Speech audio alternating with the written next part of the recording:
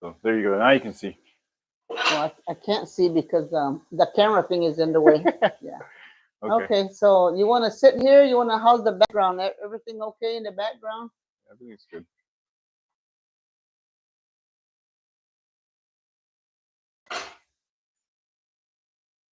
Are you going to introduce me or do I introduce myself? I'll introduce you. Okay. What? No, I got my Red Bull.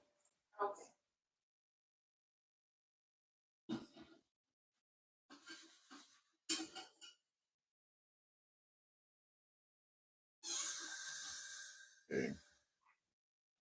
Gloria, tinsat indik o bestond ada hada.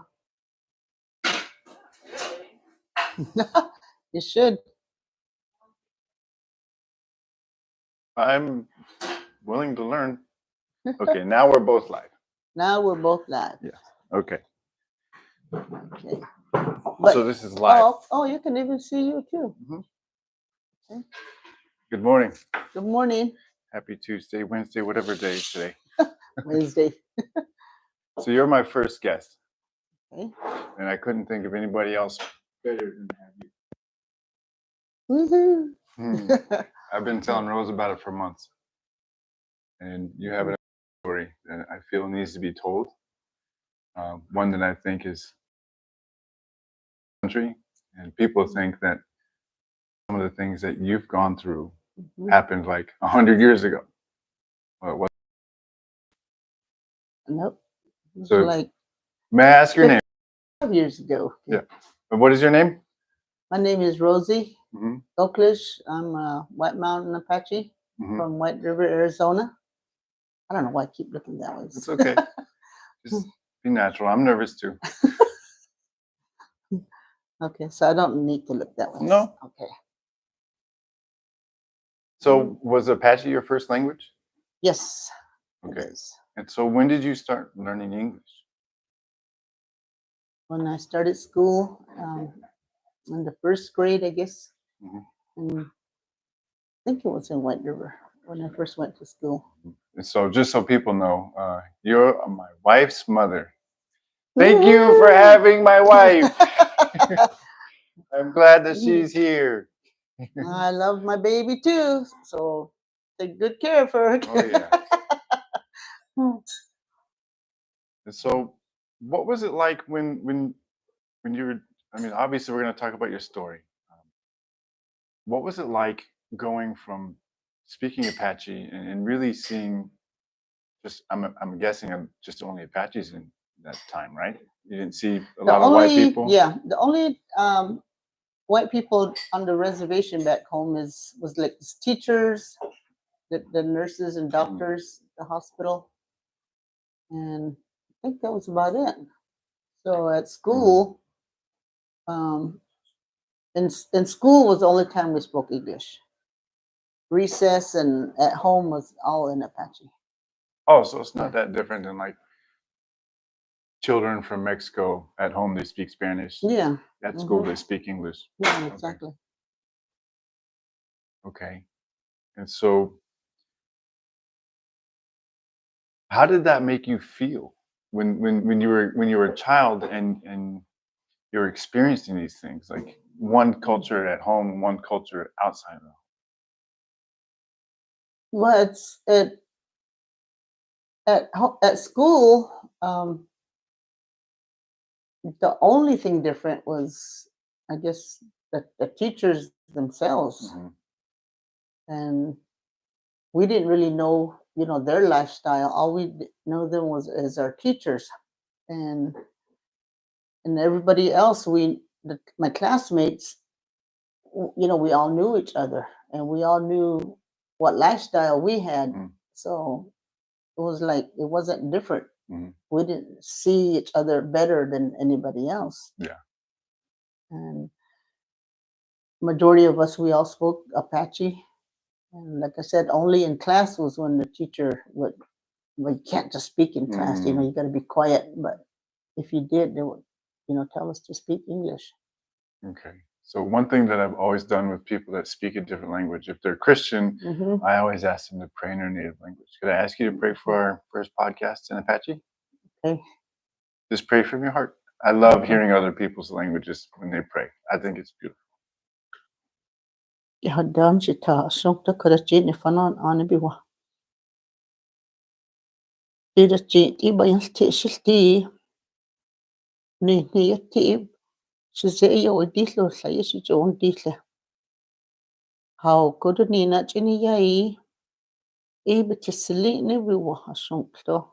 She didn't even Yai be was sunk. Travis Lay, she's Georgia, Rosalinda, but not a day, but didn't eat. Not a day, but bless other sister. She did a wee bit better than eat. Say, did a chi, hati by his tea. Kanda it's he. The bless other sister. Get done. Now we did. Oh, kucing kai biwa. Silkozo, song the college that it ain't one ya.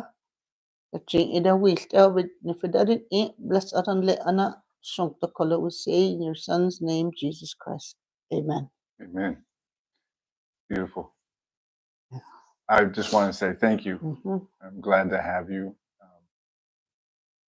I remember seeing you before I ever knew you were Rose's mom. That's what she said, but I would see you at Tuesday night prayer. That's what she said, and I was like, it's not there. I went to go see, like, oh, who's here? Who's here? But I went to hear brother, Pastor Saeed, and to be there for a prayer meeting. And I just remember thinking, you have the most awesome hair. I didn't know you were Rose's mom then, but I could tell you were native. And at that time, I didn't know anybody in Phoenix, so I didn't really talk to a lot of people. Talking to people is difficult for me. But I feel like this kind of forum is a little bit more natural for me to do. I realized that I've been interviewing people my whole life. Oh, wow. I've just never actually documented it. Talking to people is very easy for me. Even for strangers, I just go up and like, oh, hey, I like your eyes, or I like your hairstyle, and start from there.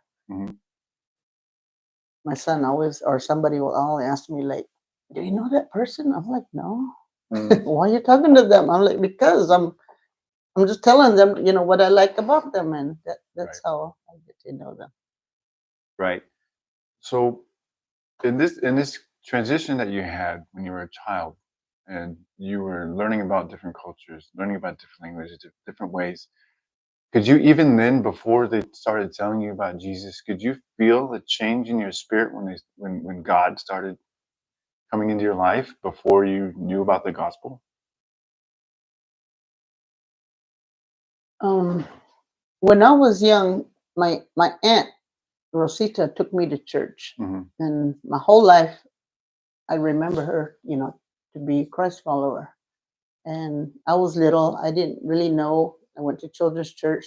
Then I remember sleeping under the benches, like on Wednesday night or Sunday night services. But I wasn't really serious about it. I just, played, got to be with my friends and stuff.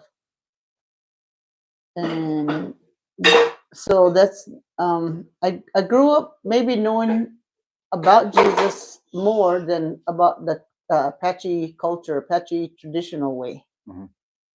So that part I didn't have to worry about, I guess. And then being sent off to California, and being there for so many school years. By the time my last time there was, I think, in the 9th grade. So I didn't really have all that like traditional activities, I guess, that the tribe has for the people. And being off the reservation, I guess it just made me more more different in a way too. And not only myself, because there was other children that left, and I'm sure they went through similar things that I went through.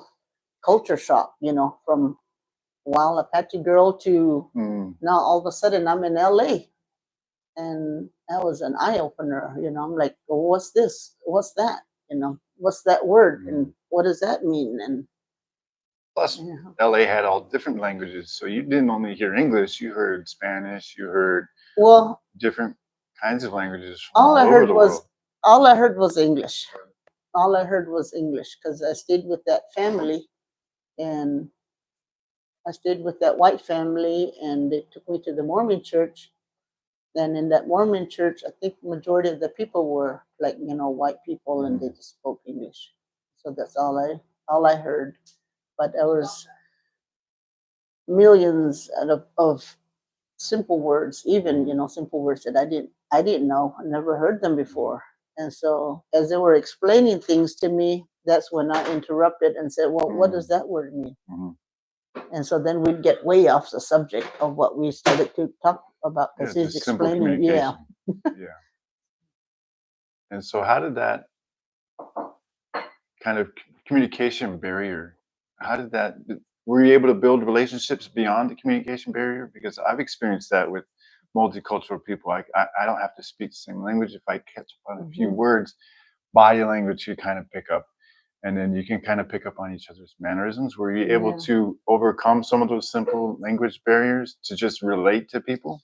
Yeah, later on in my life after school or where, even like in high school or wherever, I could see like Mexican people Mhm. or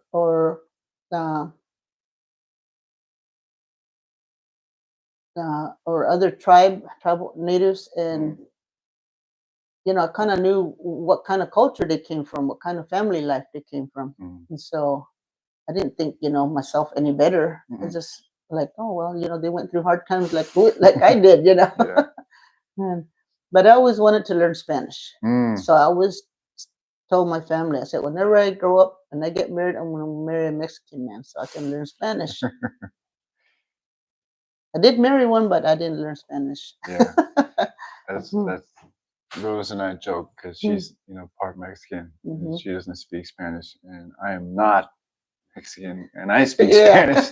And when we go out to eat at places that speak Spanish, they assume she speaks Spanish, and then I have Mhm. to order for us.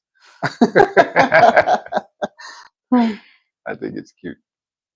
Do So you speak your language? well, I speak some of my language. My two middle names are Anupiak. It's Anupiak. yeah. Okay. Um, Those are two words, two names? no, Oh, Anupiak is one name. That's oh our okay, culture. That's our Anupiak. tribe. Oh, the tribal name Mhm. is Anupiak. So my Okay. first middle name is Poyuruk. When you're wrong. The Q's are kind of like how Mm. in Apache you have that, like your tongue hits your teeth. Yeah. Well, in Upiak it hits the back of your throat, Oh, wow. so you kind of do. Okay. So Poyuruk Amasuk. Masuk. What's a masuk? I don't know. I think that's my biological last name. Yeah. So I have four names. Oh, okay. It's I feel like it's another. I wouldn't say hard language. It's very throaty and guttural. And Yeah. when I hear Apache, I'm like, that's definitely more Kind of vocal. similar Hmm. too, because we do have a lot of that. They call it, I think, the glottal stop Hmm. also, Yeah. and that sound. And Hmm. kind of funny, but So you were 9 years old, right? You said. around 9 or 10ish And when I left. what did your mom say to you when this was going on? Like, how did she communicate what's going on? Like, what was that interaction like? How I went Hmm. about leaving, Hmm.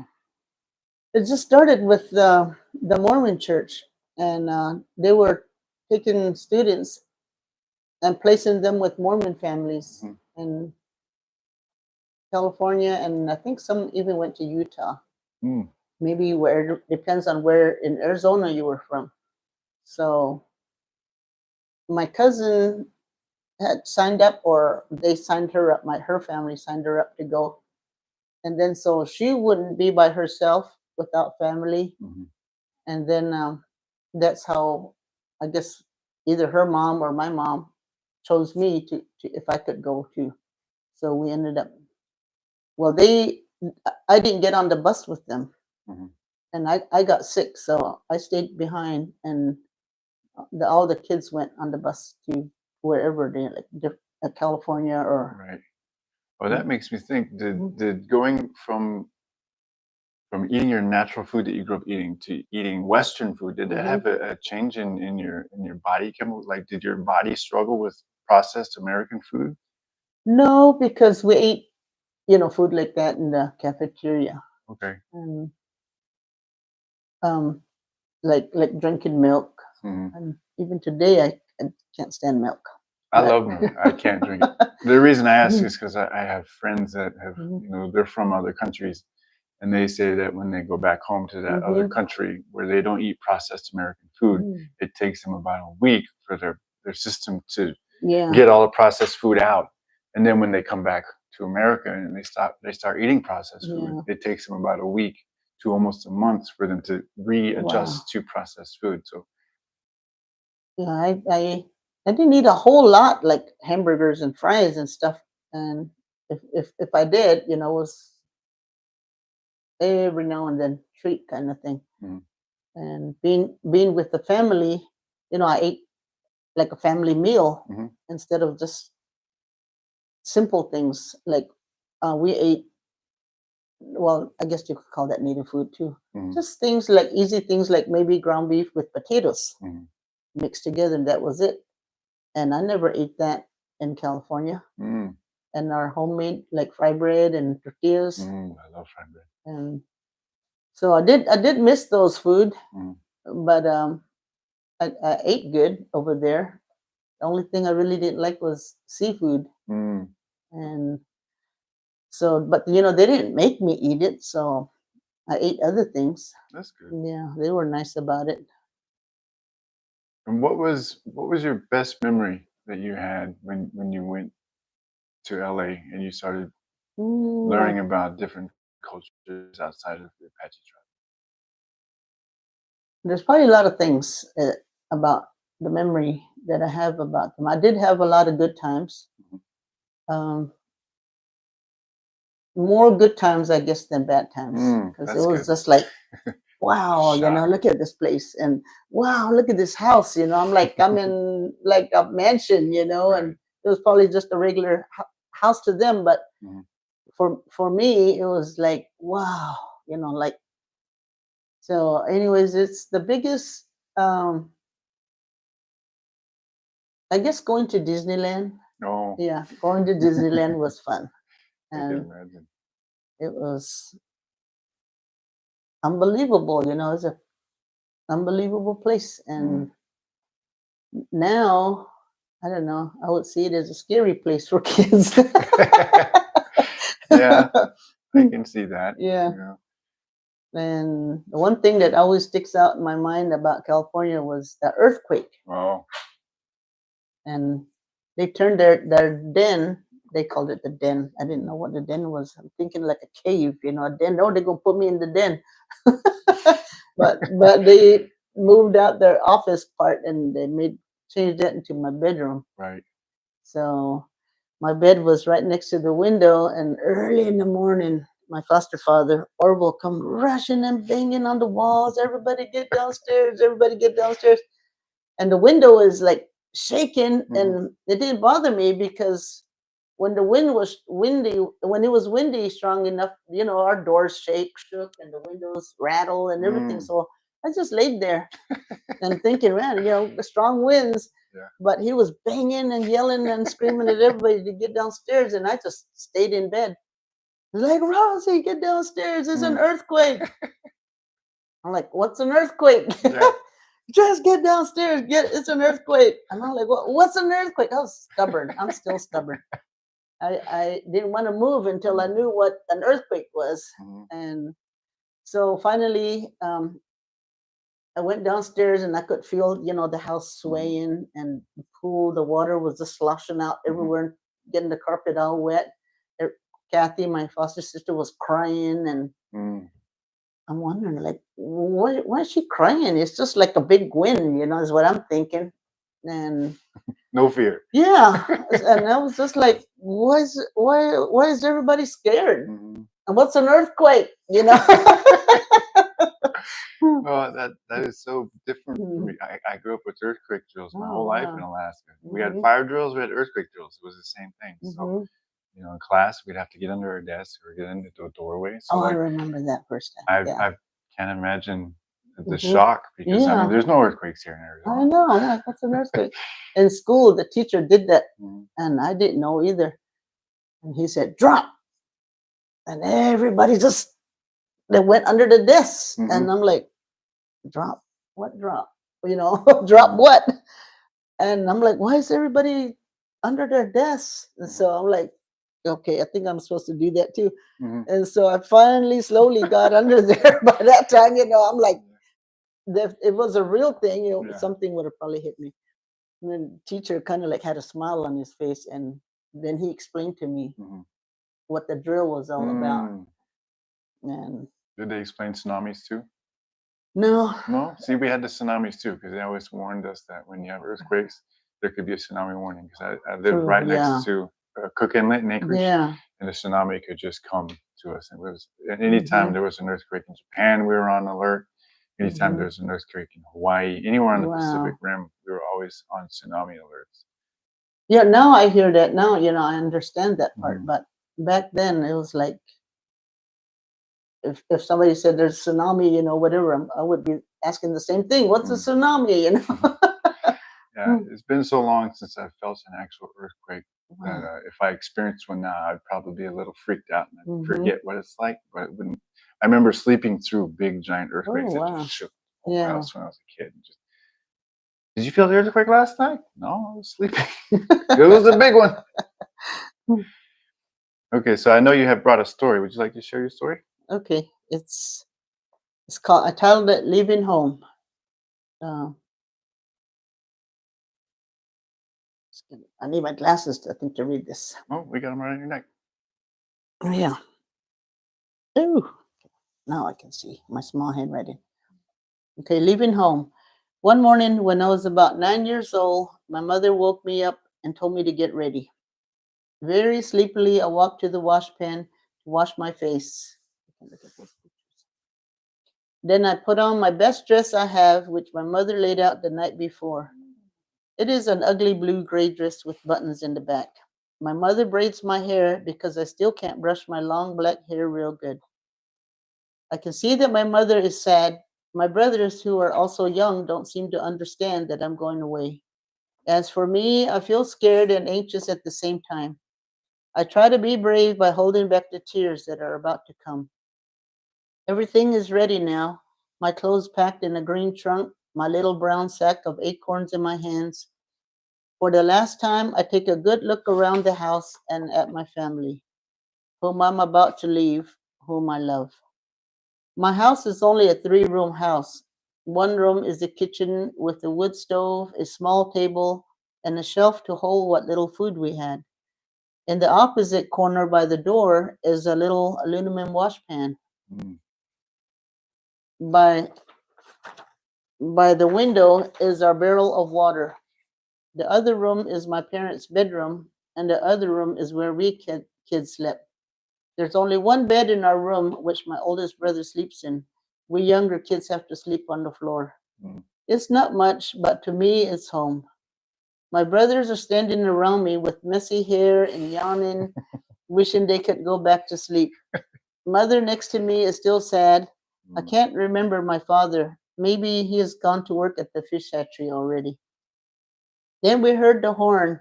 It is the white man who's to take me to the bus station. I couldn't hold back my tears any longer. At this moment, I want to Mm. run away. I don't want to go with the white man, but I know I must go. The preparations have all been made.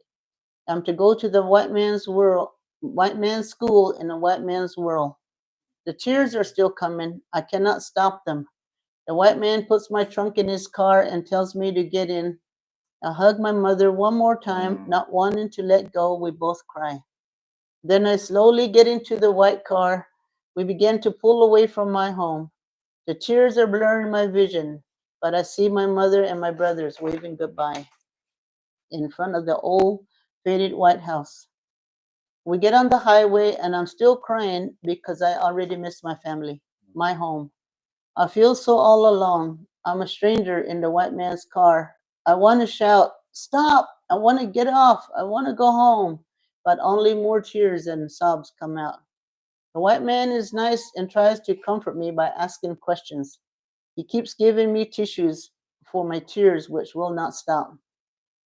We are not far from the house. On my right, I can see the old oak tree which I used to sit under and climb. up on. I look at the mountains with pine trees, which are still on my right because I do not want to look at the white man. He's on my left. With my house gone, the pine trees gone, and the mountains gone, I feel more alone and afraid than ever before. I know that I cannot ask to get off because it's a long ways from home. We pass through a few small towns, then we drive through the desert. It's not it's not hot though because it's still early in the morning. I have my blue sweater on. Finally, we arrive at the bus station in Holbrook. By this time, I'm not crying anymore, only curious.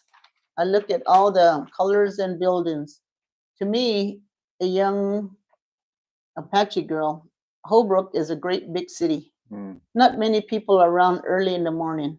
I see Navajo women dressed in their velvet shirts and full skirts with all their turquoise jewelry. Some Navajo men are wearing black brim hats with conchos around it. They are wearing big turquoise necklaces also. Mhm. At the bus station, the white man buys me my bus ticket, tells the Greyhound bus driver to look after me that I'm going to Los Angeles. The white man gives me instructions about what to do when I arrive in Los Angeles. He tells me everything will be all right. The last I see of him is standing on the sidewalk waving goodbye. Wow. The bus driver tells me to sit on the front seat. I'm scared because I'm all alone again. First my family, now this kind white man is gone. But I don't cry for the white man. The bus ride is all very new to me. I have never been on a bus before. I feel like I'm sitting on top of the world. Mm. From the big front window, I can see for miles and miles around. The seat is comfortable and it goes back so I can relax better. There's really not much to see, only tall electric poles along the road. To me, they look like cats sitting in a row. I'm not hungry, but I eat my acorns along the way, cracking them like sunflower seeds. We enter Phoenix, more buildings, taller than the ones in Holbrook, also more cars. The bus pulls in at the bus station. The bus driver tells me we're stopping here for 1 hour and to be sure to get back on the same bus. He gives me a slip of paper with the bus number on it. All of the people on the bus get off, so I get off also. Not knowing where to go or what to do, I just look around. There's a lot of people around here. People of all kinds of sizes. Seems like everybody's in a hurry to get somewhere. Some with large suitcases and some with only a bag. I hear bus arrivals and departure times on the loudspeaker. I'm not hungry, but as I pass an ice cream machine, Mm. I buy one, just so I have something to do. Then I go to the restroom and see a couple of black girls in there. I noticed them on the same bus I was on. One was about my age and the other one was older. I got to talking to them. They tell me they're going to Los Angeles also. Back on the bus, I sit with my new friends. The bus driver comes to look for me. Then we're on our way again. Mm. I find out the girls are sister. The older one, the older girl starts to braid her younger sister's hair. I couldn't help but stare at her. She had little braids that stuck out all over her head. The amazing thing was that she didn't use any rubber bands or strings to hold her braids. Then I offer my friend some acorns. The little black girl doesn't like them, so I got in a fight with her. We pulled at each other's hair. I hit her and knocked off her eyeglasses. She begins to cry. The big sister tells me to go back to my seat. Mm. We drove for a long time. The bus makes a quick stop here and there along the way. At some places, people get on and off, and others get off. Mm. It's getting darker and darker, so I sleep. So I go to sleep for a while.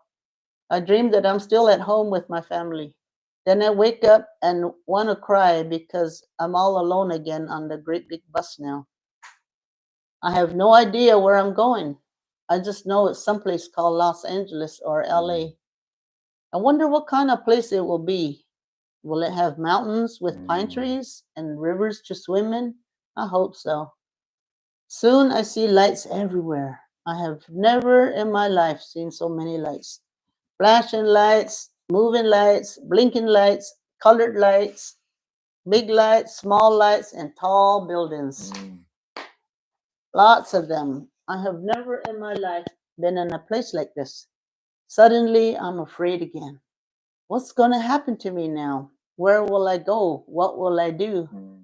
Will I ever see my family again? Will I ever go home? Will I ever see my homeland again? The bus driver announces that we're in Los Angeles. Everybody has to get off the bus.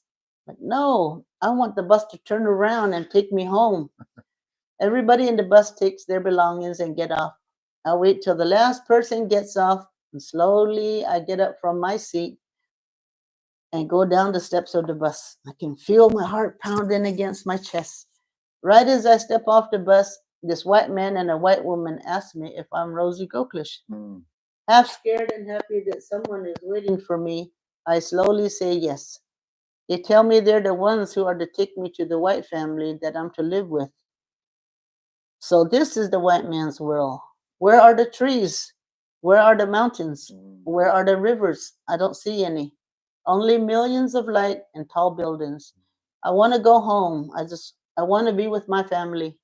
I want to go to the river to swim. I want to ride horses. I want to climb the oak tree. Will I ever again? I am lost in the white man's world. Mm. Wow. That's my story. I think you should publish both of these. You can make this into one book. It's supposed to be. Those pictures go in here. And Okay. how many years have you guys been telling me that? Oh, my whole life. Yeah, Well, her whole life they've been I can telling help you me. with that. Ooh. You can publish Mhm. books on Amazon. Oh, I don't okay. know how much you cost. I just got to finish my drawings. Okay. We'll work on those drawings, and Mhm. I can type that up into a book. We can figure it out. I think that this really needs to be told because I am half Native and I was Mhm. adopted by a white family, but I've known my biological family my whole life. I didn't grow up in. We don't have reservations in Alaska. Mhm. We have villages, but it's the same. Yeah. Village life and reservation life is the Mhm. same. When I went This to is- Mhm. Pine Top to your house last year for Yeah. Christmas, I was like, White "This is River. the White River. Yeah. This is the same as Alaska villages. Yeah. It's the same." Um, We call them communities. Yeah. The different communities. Mhm. Yeah. and so Mhm. when you went through this, and I experienced some of it too because I'm a half breed. Mhm. I didn't realize that I was different until my friends would say, "Hold on, your family's white and you're not." Yeah. But they're your family? Yes, they're my family. And I didn't experience some of the difficulties of cultural clashing until I went to my village when I was 12. Mhm. And I literally had to fight my way into acceptance. They wouldn't accept me because I was a half breed and I was raised in the white man's world. Yeah. And once I fought my way into acceptance, then they accepted me. And then because at that point I was too white to be Native. But Yeah. growing up, I was Native, but they were confused as to why I had white people in my family. Mhm. Did you experience any of that too when you went to LA? There had to have been some weird kind Yeah. of gray area where Well, you were stuck in the middle. No, I think they were happy to say like, "Oh, this is my sister," and she's full-blooded Apache, Mhm.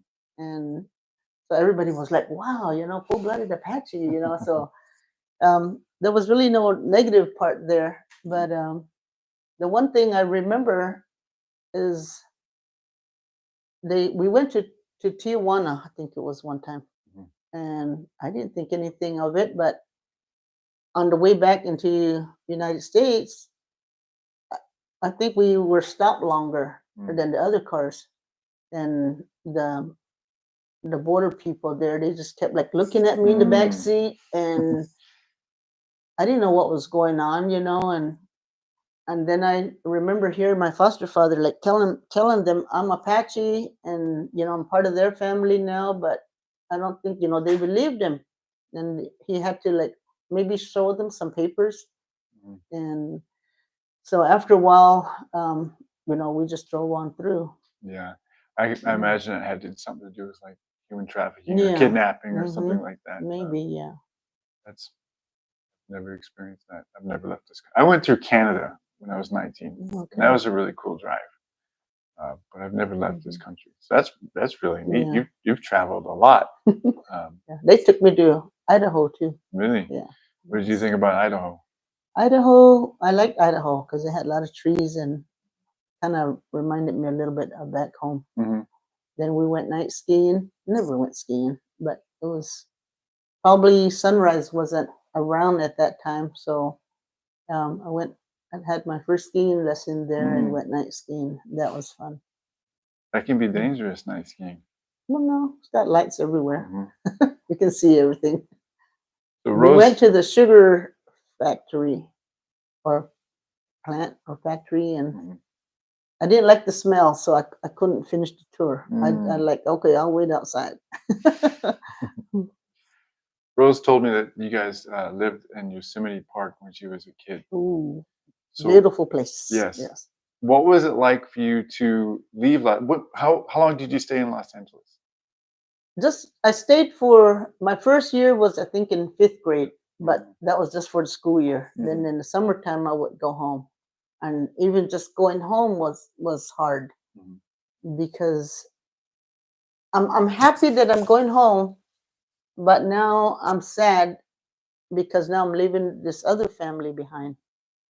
And what made it hard to go home is now it was hard for me at first to speak in Apache. Now I'm Mhm. going to an English speaking world, and that's all I did. And now I come home to Apache, and I'm like, I'm find myself speaking English to my family, and they're like looking at me like, "What's Mhm. wrong with you?" And so I'm like, "Oh, sorry." And then I would say, say that, repeat it in Apache. Mhm. So now that's how I am today. Um, I don't speak full fluent Apache, and I, s- I I use a lot of English words in Mhm. my Apache Yeah, that's kind of like how me with and a little Spanish. bit of Spanish. Yeah, because sometimes I'll Mhm. reply to people in Spanish. I'm like, what are you doing? Sorry, I was a cook for 20 years and I spoke way more Spanish in the Yeah. kitchen than I ever spoke English. So, and in my Yeah. mind, sometimes I reply in Spanish too. So Hmm. I get that. And Rose has told me that she's starting Hmm. to forget some of her Apache. Yeah. And so it's like if you don't use it, you'll lose it. And now I'm starting to feel that with my Spanish. And I'm thankful that I work around some Hmm. Spanish people because I can use some of that Spanish, Hmm. and I don't want to forget Yeah. that In my language. dreams, um, is both in Apache and English. Hmm. When I hear people talk, or if I say something, I speak in both English and Apache in my dreams. Mm. And my grandmother, all I ever heard my whole life was just her speaking in Apache. Mm. So in my dreams, she still speaks in Apache. Mm. That's Yeah. wonderful. And she's gone, and I miss her. You had told me one story when we were up at your place in White Mountains about when you felt like all this evil was surrounding you. Can you retell me that story again? What story was that again? I don't know. You told me this story like you felt like these demons or evil was all around you, and all you had to do was quietly say, "I am a child of God." Oh, okay. My vision. I forgot that Yeah. story, and when I heard it, it touched my heart, and I wanted to ask you if you could retell it to me again. My vision that I saw. It was during one of my, if not the most darkest times of my life. Mm.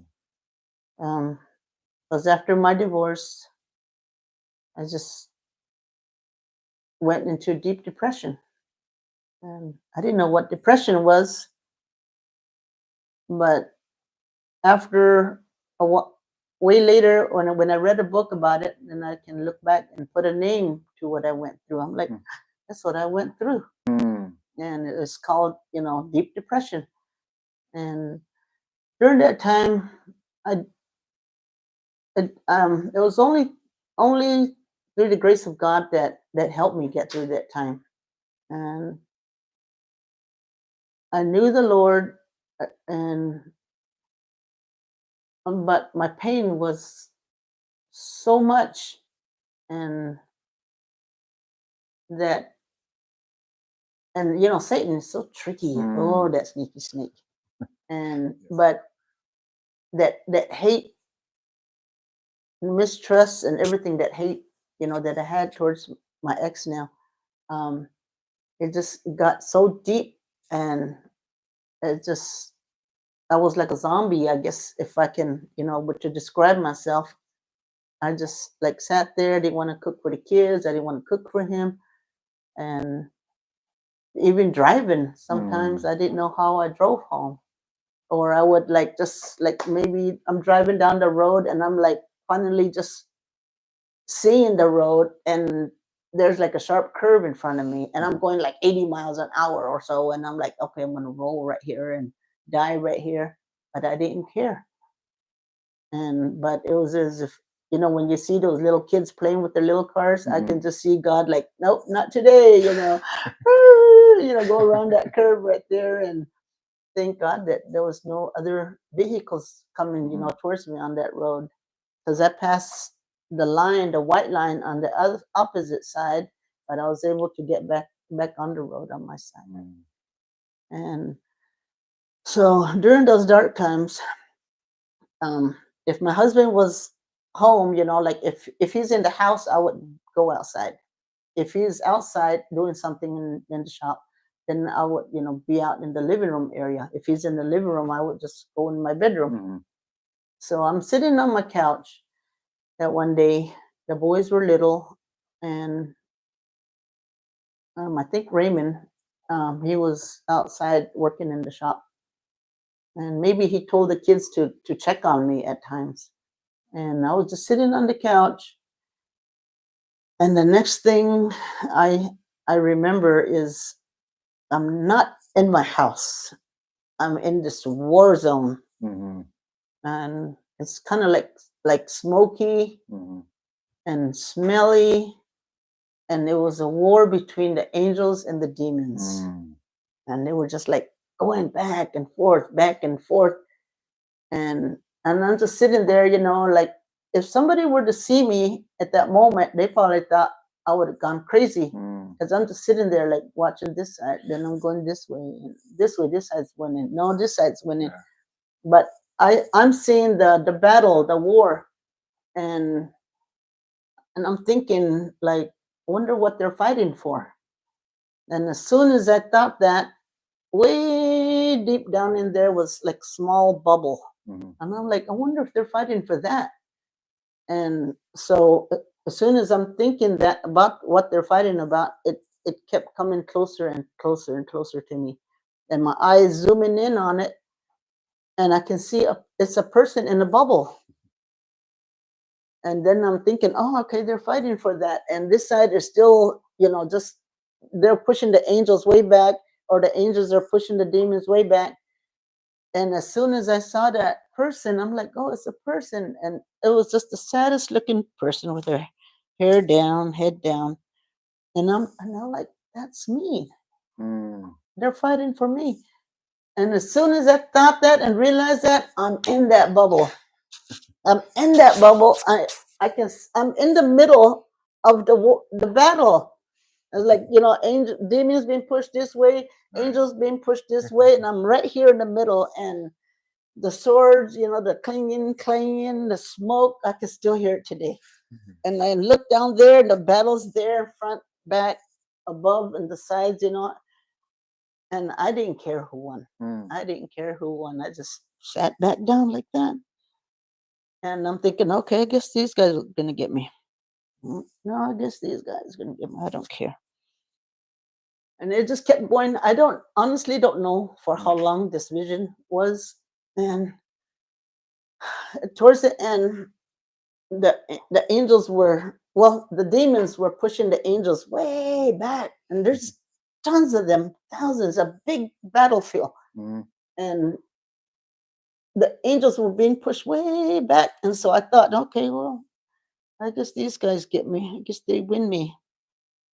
And then all of a sudden, out of nowhere, in the smallest voice, barely a whisper, I said, I'm a child of God. It just barely came out. Mm. Oh, that's all it took. All the power that the angels had. Oh, the cling, cling, cling, cling, cling. Demons, just falling this way and down. And Mm. oh, the angels just overtook them. And during that time, I know my family's praying for me, my church family's praying for me. And Mm. but oh my gosh, it was just in an instant, so fast, how they won the battle. Yeah. Ooh. Praise And God. all of a sudden, now I'm back on my couch. Everything is gone. Mhm.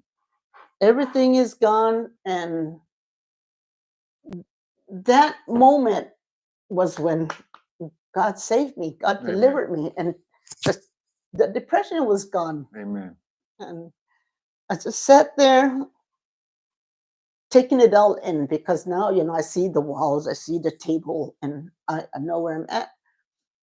And I'm looking around like I'm in the house, but a while ago it wasn't a house. It was Mhm. just like out in the open. It was just a big giant battlefield.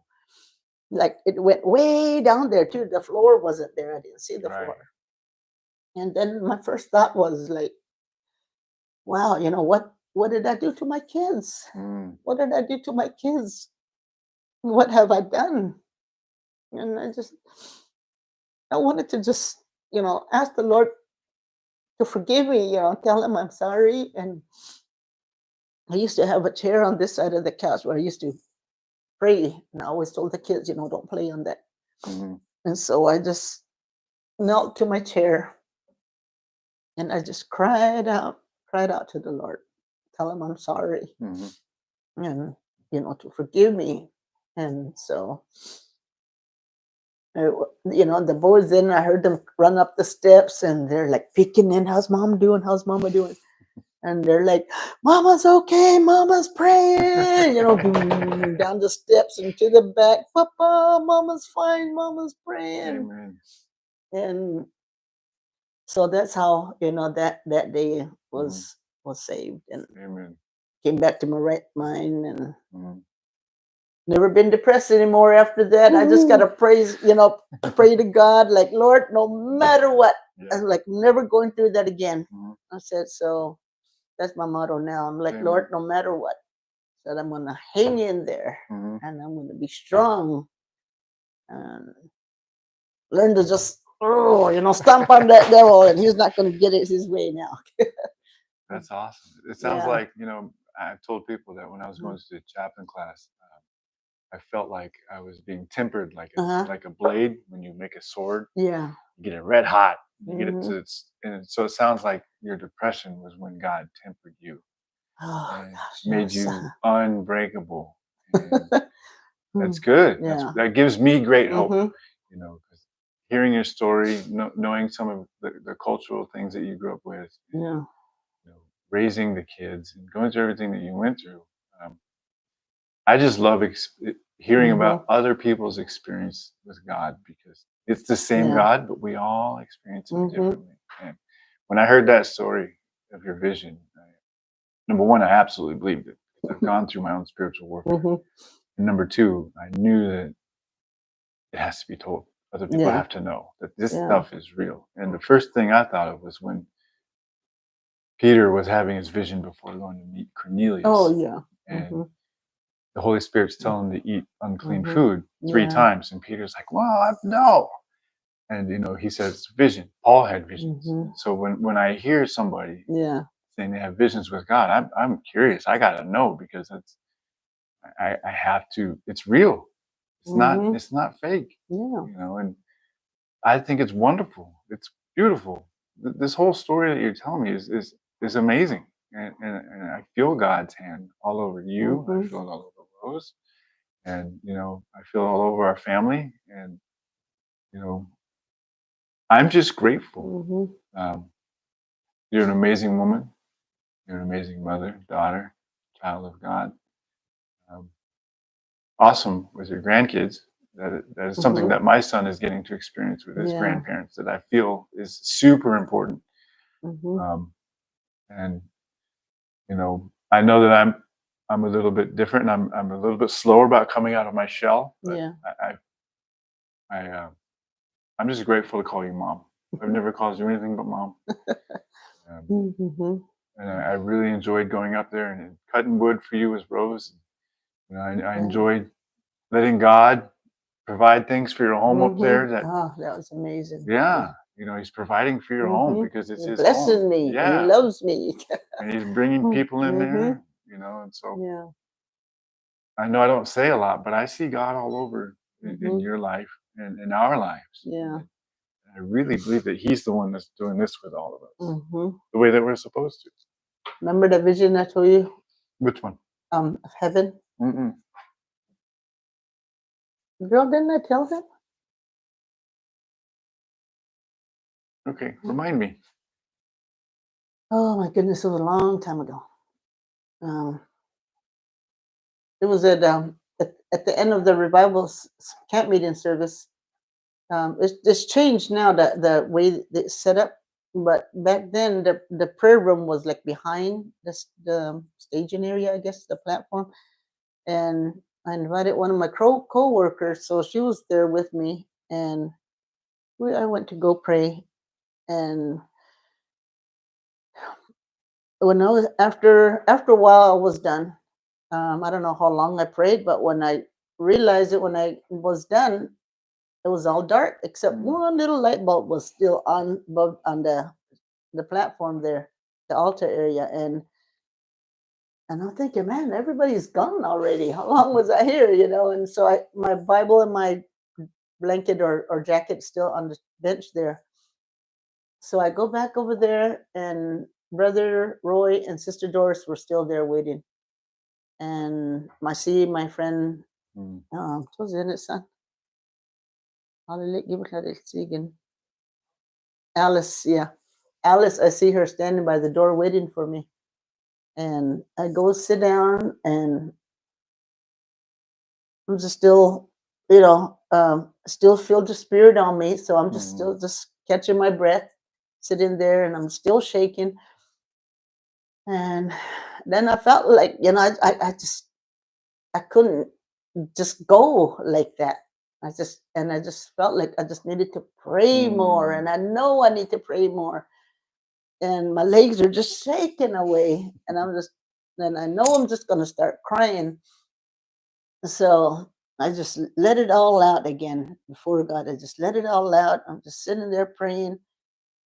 And oh my gosh, Travis, it was beautiful. Mm. I didn't see, the tabernacle there. The out it's just like a shade maybe, Mhm. it's just like a big building with the roof and the Mhm. sawdust floor. So I didn't see any of that. I didn't hear anything. And all of a sudden I see myself walking with angels along this Mm. beautiful, beautiful flat river like this. It was like glass. But it looked shallow, but in your heart that it's deep too. But it was just clear crystal glass river, and the grass was so green. It's Mm. like a different kind of green than the most beautiful green you see on earth, like a green grass or a green tree. It's a different, more brighter or something. I don't know. Mm. It's just a different kind of green. And me and the angels are walking on there, and I don't know what language, or we just communicating somehow, and we understand each Mm. other. And I know they're taking me to go see God. Oh my God. And I'm looking around because it's just such a beautiful place. And I see by the side of the river, there's this one big giant tree. And I look at that tree, and I know it has like white flowers on it. Mhm. And the white flowers, and there's a weird fruits growing from it. And I don't know how to explain it. I've never seen that fruit before. The only way or closest thing I can get to it is like a bunch of grapes, Mhm. but it wasn't grapes because grapes are smooth, and this fruit looked like strawberries or raspberry Mhm. kind. And I'm thinking, oh wow, what kind of fruit is that? Never seen that. And I keep looking in the books, and I haven't found that fruit or flower anywhere. And so I'm looking at, wow, look at that river. It just looks so clear, like Right. glass. And the angels, and I see a bend, that river bend up that ways, and I'm telling the angels, shh, close, we're getting close. We're all excited. And next thing you know, as we got to that bend, oh my gosh, there's another whole scene again. Yeah. Now, Travis, at I'm at the throne Mm. at his feet. And oh my gosh, God is on his throne. A beautiful, beautiful, like I don't know, like a hand carved gold throne. And I didn't see him as a person, but he's a big ball of fire. Mm. And just you know how in the stove or outside fire you can hear it like crackling away and it's moving. And that's how he was on the throne. It's a big old ball of fire Mm. just moving and hot. And oh, there's no way to stand before him. And it is so true where every knee shall bow, you know. And I was down on my Mm. stomach like this flat. Mm. And because my knees and my legs can't hold me up. And I'm down flat. And what what was holding me up or down was his power that was coming Mm. from him, his authority, he is the supreme authority. There's none higher than him. And his love, he's just Mm. all love is what that it was like. If you can see the vibrations or I don't know what words, how to explain it. If they were like Charisma. coming like at Mm. arrows, you know, at you, it's his love. And you see his power and you see his love coming at you. And it was just like holding me down. And I want to like peek up and look and to see him, but I can't. It's just like just too much. And Mm. I'm just down. And and then I looked up, I peeked up again, and I saw the fire rise up a little bit above the seat, and it's coming to me. Mm. Oh my gosh! And it is like, oh, he loves me, you know. It's his hands that came out, and but I can't look at him. I can't see him, and I'm just down again. You know, it was his love that just kept me down. Oh my gosh! And I'm thinking, I'm just laying there, like how much he loves me. Mhm. And then it went back and sat down again, and oh, then the next thing I know is oh, and I didn't see any other people, Mhm. but it's kind of like a light smoky area, Mhm. and in that smoke I can see like little lights twinkle, maybe like behind a thin layer of smoke or something. Mhm. I I can see see it. the little like lights twinkling and like different colors. And oh my gosh, it was just and off to a side. I don't know who or from where or from what, but I can just hear barely a whisper, like Mm. holy. That's all I hear, and all that time is still just radiating from him, his power, his love. Oh my gosh. And so then next thing I know, I'm walking back with the angels. They're taking me back. And I'm like, I don't want to go back. I want to stay. Yeah, I can It's just imagine. an amazing experience. Mhm. And oh the to feel that much love is just like too much. Mhm. But but you want it, you know, you don't want to let it go. Right. But the angels are taking me back, and I'm thinking, but I want to stay here. I don't want Mhm. to go back. I want to stay here. And but there was a big rock where we started from, and then they walked me back to that point, to that rock, and then from there, um, I'm kind of like my senses are back now, and Mm. I'm still sitting in the outside tabernacle there. Oh my gosh. And like I said before, I don't know how long this lasted. Mhm. And I see Alice by the door still waiting. And behind me, Brother Roy and Sister Doris were there. They were crying. And Sister Doris taps me and says, I know you just had a beautiful experience with God. Mm. I know you saw, or God showed you something She goes, I want you to tell me all about it. And so I'm thinking, um, oh, Sister Doris, this is what I saw. But every time I spoke, it came out, and I'm speaking in tongues. It didn't Mm, come out in English. And so I'm like, clear my throat and start again. I'm like, Sister Doris, this is what I saw. But I'm still speaking in tongues. And so she goes, I understand. Says, you can't, talk to me now, but one of these days, I want to hear all about it because mm, I know you just had a beautiful, beautiful experience with right. God. And I did tell her afterwards, and back we lived at Holly Lake then. It was probably like about an hour away, maybe hour and a half or hour away. And me and Alice went through the mountains, back roads. Seemed like we were back home in 5 minutes. Mm, I don't remember walking out. I think I floated out. yeah. I don't remember my feet on the sawdust. Yeah. I think I just literally floated out of there. And to me, it felt like it was, like I said, it takes about an hour, hour and a half to get there, but we were home in 5 minutes, it Mm, seemed. And Alice was just sitting there like, wow, Rosie. Because I don't know what she saw. I don't know what she heard. She didn't tell me. And she just said, I didn't know you could pray like that. And I wish, I wish she told me what she saw or heard, but she never did. mm. And I was just too excited to ask because I just had the most, awesome experience with God. And so, anyways, that's That's awesome. I remember the first time I hmm experienced nothing as extreme as that, but hmm when I was with Thrive, yeah, living at the Sweetwater House over there on the corner by the church, um, I had never tithed out of my heart, and so I hmm was tithing out of my heart, 10%, first time ever in my life.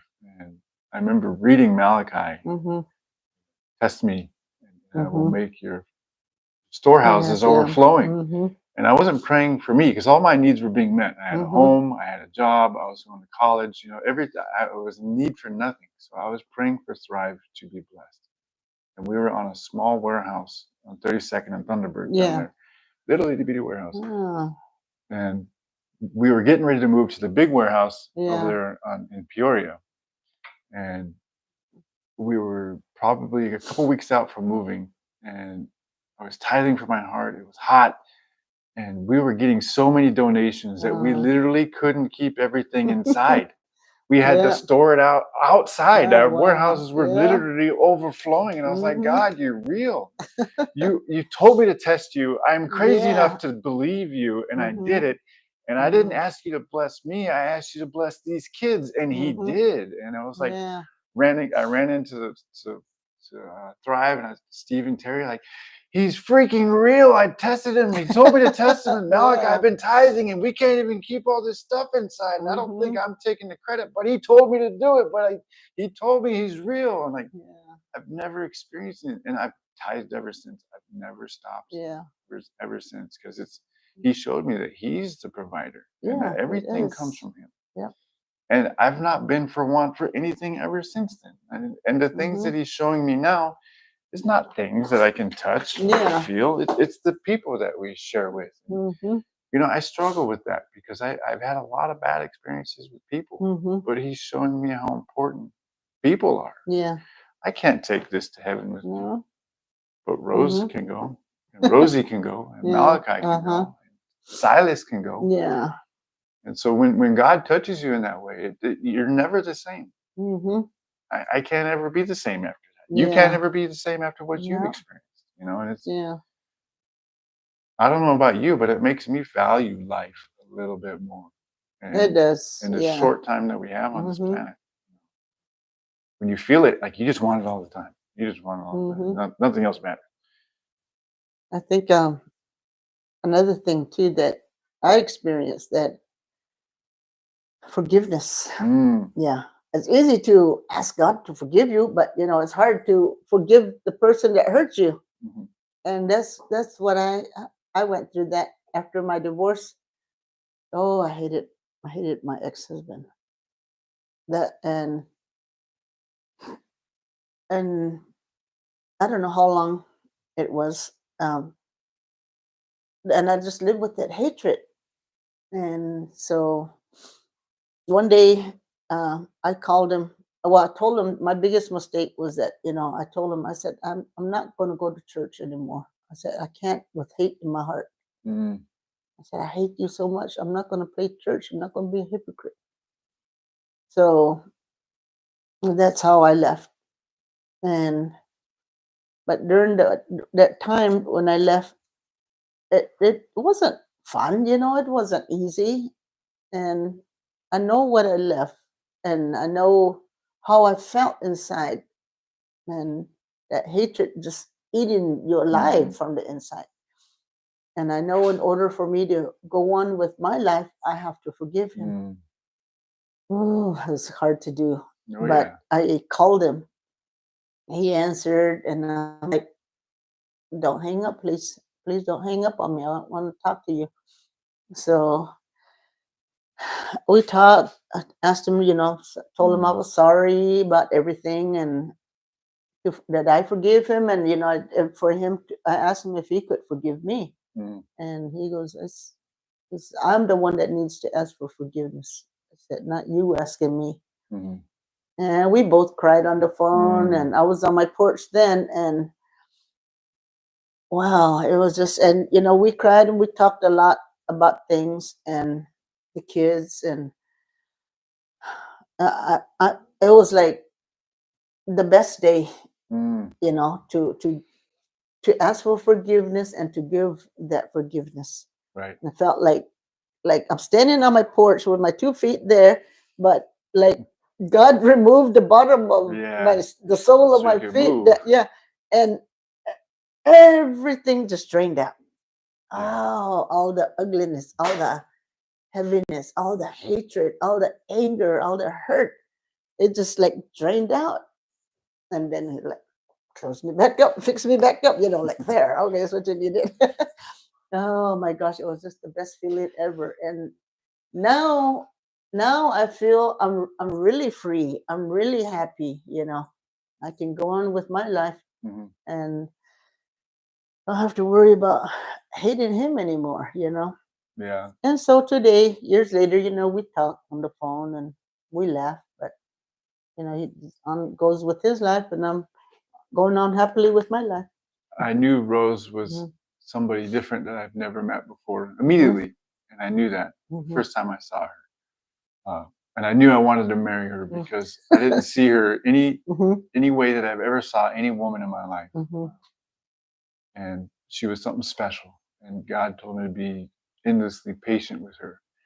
So in my heart, I already knew that mhm. she was the one that I was going to marry, and I never was shy to tell her. I told her like the first week I met her, we're going to get married right out the gate. But there was a moment, and I'm glad you Mhm, brought up forgiveness. And it mhm, was before we were married. mhm, I was at the Sweetwater house, and we had gotten into some argument over something. She had just finished with house church with mhm, Larry. Um, and she rushed over to my house and mhm, meet me outside, get in the car. And I'm okay. And in my heart, I already knew we were getting married. mhm, Uh, but she showed me God inside of her when she says, I want to ask you to forgive me. And I was like, no woman in my life has ever asked me to Yeah. forgive them. I knew she was Mhm, special immediately years before, but she yeah. solidified it with God in that moment. Yeah. And that's when I was like, we're definitely, you're just Mhm. locked the door now. We're getting married. You're not getting out of this no more because you just asked me to forgive you. Yeah. And, we've had to forgive each other a Mhm. million times ever Yeah. since then. And so I'm glad to Mhm. see that trait that God has put inside of you Mhm. is in Rose because we literally have to build our foundation Mhm. on forgiveness in our marriage, Yeah. and I'm glad to see that, you can still be, the reconciliation between you and Raymond Mhm. has happened, Yeah. and I'm glad that he's a Mhm. believer and that we can put aside these differences because it's in the end, what Mhm. matters is we all make it to heaven, right? Yeah. And so I'm grateful that I am a part of this family and I know I've been slow to be a part of it, but I'm nervous. I've never been a family Yeah. guy. I've ran from my family my whole life. So now I'm learning to run to this family. Yeah. Um, and so I'm grateful. I tell Rose all the time, I'm just grateful. I'm great. Even in the struggles, I'm grateful Mhm. because I'm not in a hotel drinking myself to death, True. doing drugs. I'm not running across the country, waking up in Mhm. weird airports. I'm not getting DUIs, Mhm. and this part of life requires, like, I had to change so many ways before I met Rose. Mhm.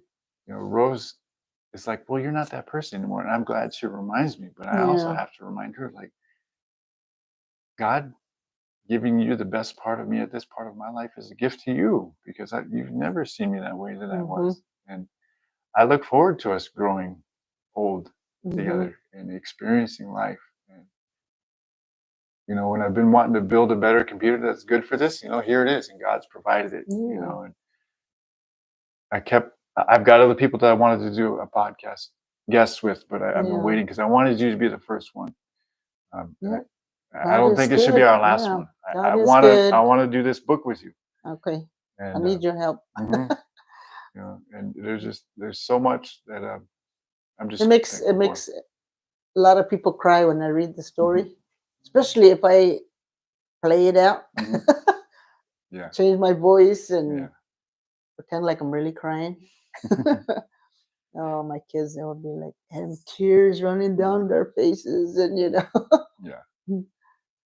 and even adults, Hmm. yeah, they read to them, and Yeah. Naldo told mhm, me you told him the story too, and he yeah, says I was just a tear factory.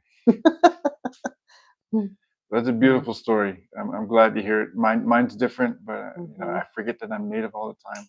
yeah, But I've had that identity crisis too of not being hmm, too white to be native, and I'm too native to be white. But I speak Spanish and I look Asian, so hmm. like, Well, now you're gonna have to teach me Spanish. yeah, well, it can happen. Some words are the same, Mhm. but Well, let's do this again sometime, Rosie. yeah, will do. My mom calls Rose Rosie. Oh, okay. Yeah, let's do it again Well, I sometime. call her. We've all called her girl. Everybody Mm. in the family calls her girl. And I told Rose I'm going to interview her too. Okay. And I want to interview all the people around me because we've all got a story to tell, and I believe that there's healing Sure in do. that. And Hmm. it shows people that you're not the only one that you're going through Hmm. this. Yeah, when you tell our story or what God has done, that everybody has a testimony, Hmm. and we can cry together Hmm. about it, and Laugh. like think, oh, I thought I was the only one going through that, but we're not. Yeah, that was something that I really enjoyed when I went up to White Mountains. Mm-hmm. Uh, I just remember reading Abraham, and he had to move to a new land where they didn't speak the same language. He didn't Mm-hmm. know the culture.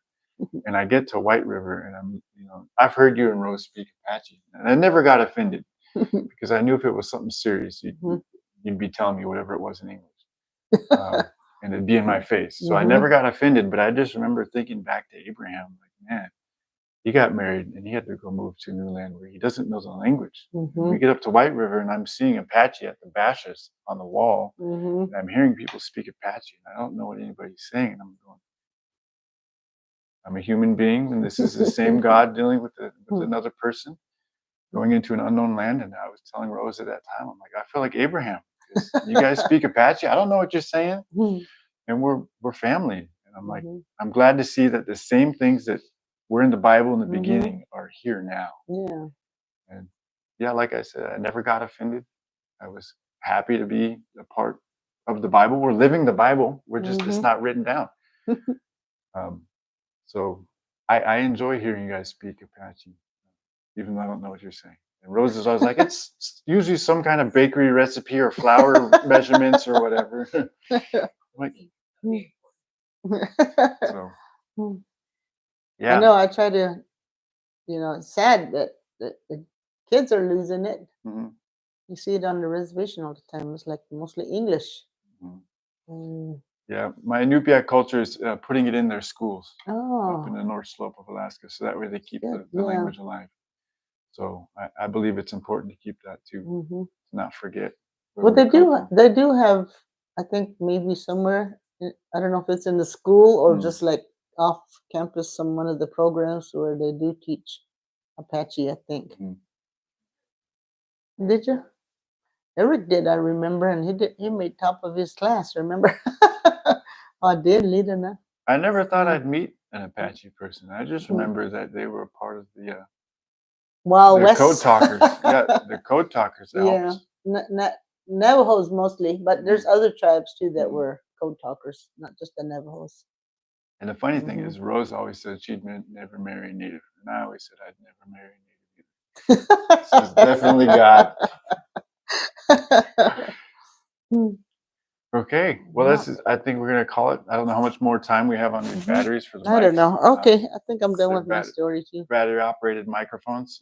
I do Oh, want to get okay. better mics, but you are my first guest, and I Mm, hope not the last okay. time that we do this. We'll do it again. Okay, awesome. Let's I got a talk. lot of stories. Okay, Oh wait, thanks, that's Mom. mine. Yeah, Okay, thank you. thank you. I love you. Oh, thank you. God bless you. Mhm.